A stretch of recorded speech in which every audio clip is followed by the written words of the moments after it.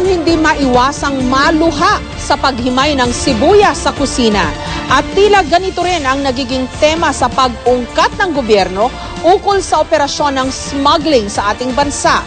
Bigas, kotse, electronic appliances at pati ba naman po sibuyas, gulay na itinatanim ng napakarami nating magsasaka. Bulto-bulto na rin daw na naipapasok sa bansa sa iligal na pamamaraan. Hindi bilyon kundi trilyon-trilyong piso na ang nawawala sa kabangbayan dahil sa smuggling. Kung hahayaan lang pong magpatuloy ang mga nasa likod nito, pinakatalo po ang ating mga magsasaka at mga negosyante.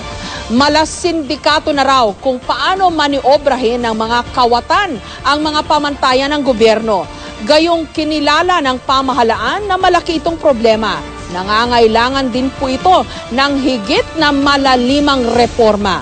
Wala pong panahon para maging balat sibuyas ang ating mga lider kapag sinisingil ng sambayanan sa isyu ng smuggling sa ating bansa.